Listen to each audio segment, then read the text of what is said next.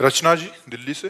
राधे राधे महाराज। राधे राधे महाराज जी। महाराज जी, जीवन मुक्त समझ आता है, भगवत प्राप्त भी समझ आता है, किंतु भगवत बोध संपन्न एवं भगवत प्राप्त महापुरुष में क्या अंतर है? भगवत बोध संपन्न एवं भगवत जो प्राप्त। तत्वबोधि संपन्न महापुरुष है वो सर्वत्र तत्व का दर्शन करेगा, लेकिन जो भगवत साक्षात्कार किए हुए जैसे राम रूप का, तो जड़ चेतन जग जीव जब सकल राम में जाने, उसको सब में राम दिखाई देंगे। गोपियों को श्याम दिखाई देते हैं, लेकिन तत्व ज्ञानी को ब्रह्म तत्व नजर आता है, भगवत तत्व नजर आता है। वो रूप का नहीं, वो तत्व का होता है। समझ रहे? भगवत दर्शन साक्षात्कार और तत्व दर्शन में इतना अंतर है। जो विद्या विनय संपन्ने ब्राह्मणे गव्यहस्तिनी सुनी चो सुपाके चा पंडिता समदर्शिना, जो विद्या विनय संपन्न ब्राह्मण में, गाय में, हाथी में, कुत्ते में, चांडाल में एक ही तत्व को देख रहा है, वो ज्ञानी है। प्रेमी सर्वत्र अपने प्रभु को देखता है। जैसे गोपिया नहीं कहने जित देखो तित श्याममयी है, और गोस्वामी जी कह रहे सीए राम में सब जग जानी। ये भेद है। तत्व वो दर्शन करता है, ये रूप दर्शन करते। सब में प्रभु का रूप समाया, सब में उसी का रूप समाया। एक एक कण में जहां दृष्टि जाती है वहां अपने प्रभु को देखता है।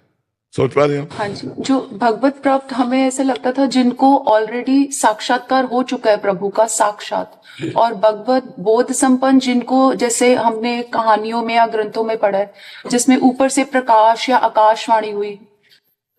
ये कोई फिल्मी स्टाइल नहीं है, ये तस्मात् शास्त्रम प्रमाणम थे। शास्त्रीय प्रमाण होना चाहिए। भगवत तत्व दर्शन वेदांत दर्शन के अनुसार होता है, और ये भक्ति के अनुसार भगवत साक्षात्कार होता है। सब अपने हृदय में भी प्रभु का दर्शन, सब में भगवान का दर्शन होता है। समझ पा रहे आप?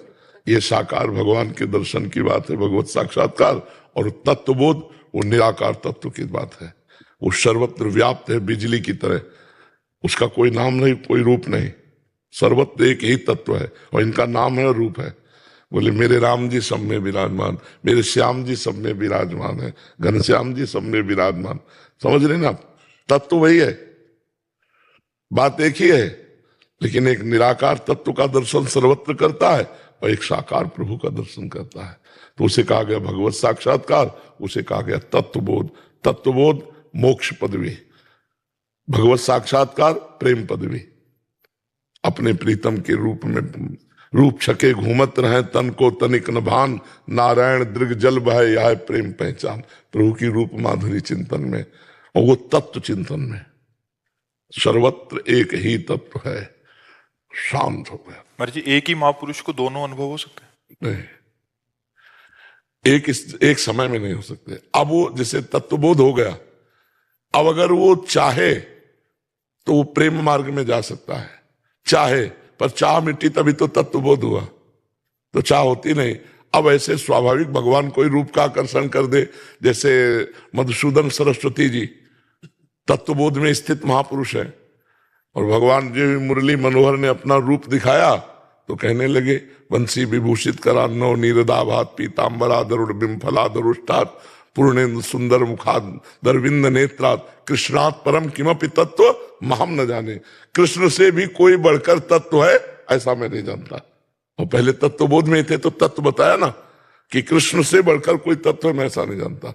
अब उनके चित्त को श्री कृष्ण रूप ने आकर्षित कर लिया। महाराज जी, तत्व का पूरा ज्ञान तो, हाँ, पूरा तत्व का ज्ञान तो रहता है। महाराज जी, जैसे आप बनारस में थे तो वहां बोध और ज्ञान दोनों हुआ महाराज जी। अब आप ये वाले क्षेत्र में अपने पूर्णता हासिल किए, तो वो अनुभव तो है ही महाराज जी। पर हमें ज्यादा परेशानी इसलिए नहीं पड़ी कि हम भगवान शिव के साकार रूप की भी उपासना में रुचि रखते थे।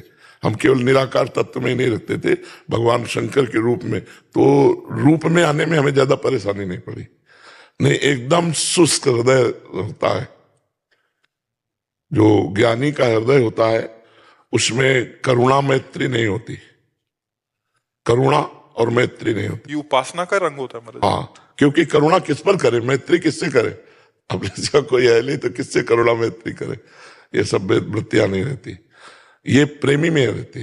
करुणा मैत्री ये सब मिलती है।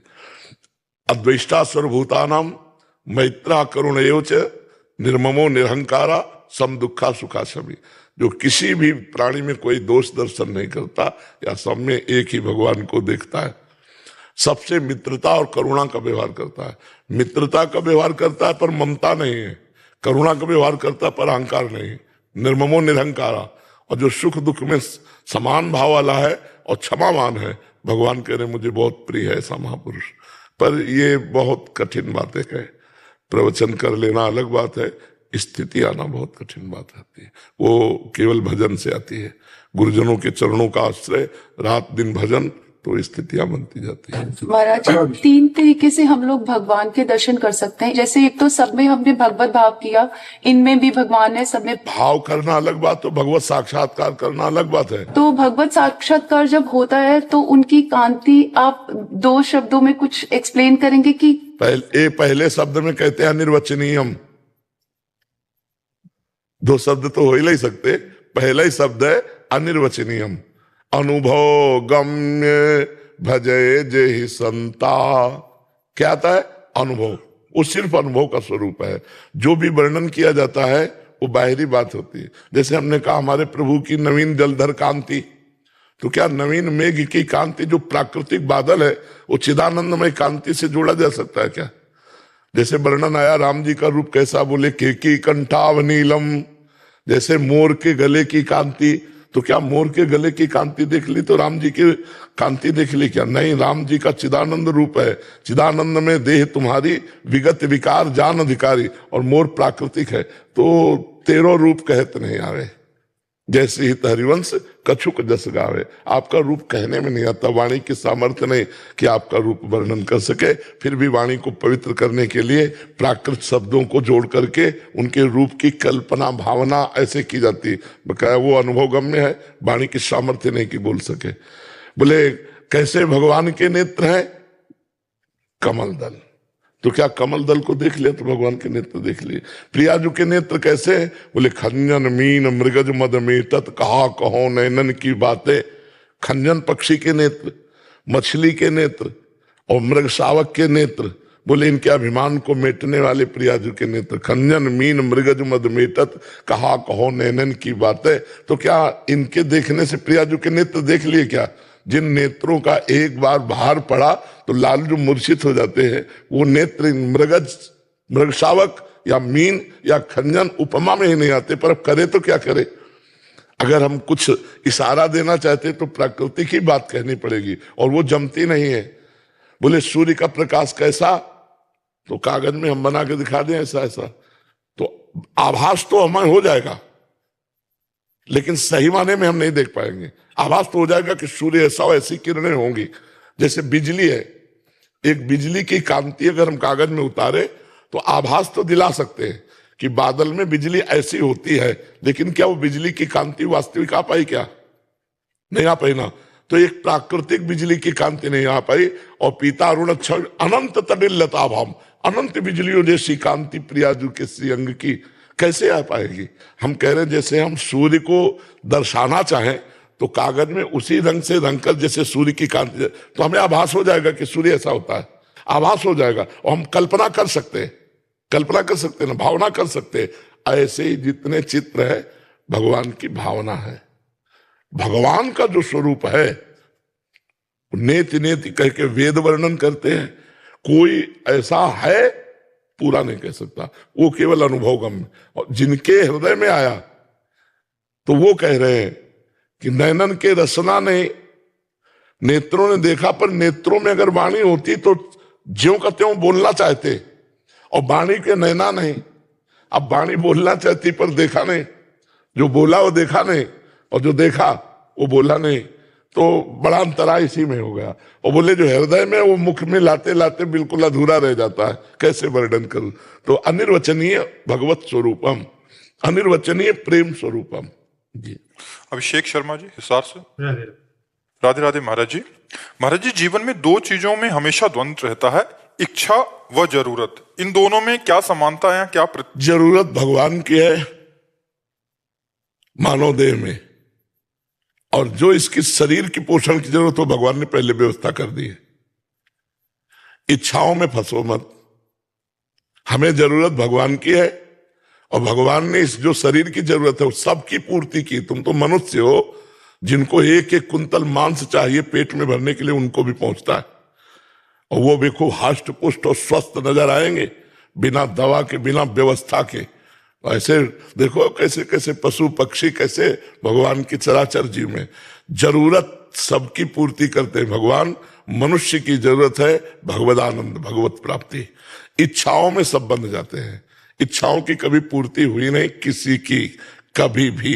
एक पूर्ति होगी, दो इच्छाएं खड़ी हो जाएंगी, दो होगी, चार इच्छाएं खड़ी हो जाएंगी, चार हो जाएंगी, आठ खड़ी हो जाएंगी। बोलो, इच्छाओं की पूर्ति कभी हो नहीं सकती और आवश्यकता की पूर्ति सबकी हो रही है।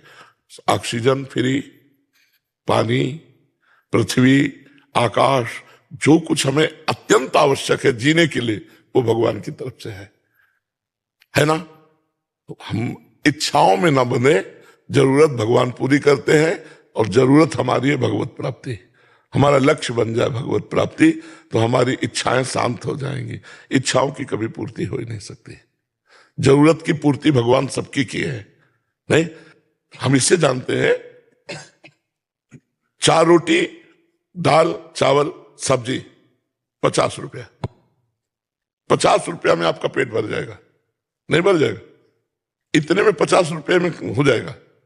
100 रुपये में बहुत अच्छा भोजन हो जाएगा। और होटल में तो ये इच्छाएं हैं, इच्छाओं का अंत नहीं है। और जरूरत की पूर्ति भगवान सबको करते हैं, उसके अनुसार, उसके प्रारब्धानुसार सबकी भगवान पूर्ति करते हैं। और वास्तविक हमारी जरूरत है सुख। देखो, हम सबकी लालसा है ना सुख, ऐसा सुख जिसमें दुख की मिलावट ना हो, वो है भगवान सुख सिंधु। इसीलिए हमने कहा जरूरत है हमें भगवान की, क्योंकि हम सुख चाहते हैं, हम मरना नहीं चाहते हैं, हम सबसे बड़े होना चाहते हैं। यही पहचान है कि हम भगवान को चाहते हैं, सबसे बड़े भगवान, अविनाशी भगवान, सुख सिंधु भगवान, तो हम यही चाहते हैं। तो हमारी जरूरत है भगवान, इच्छाओं की पूर्ति हो नहीं सकती। शरीर की जरूरत है जो, वो भगवान सबको प्रारब्धानुसार दिए हुए। समझ पा रहे आप जी?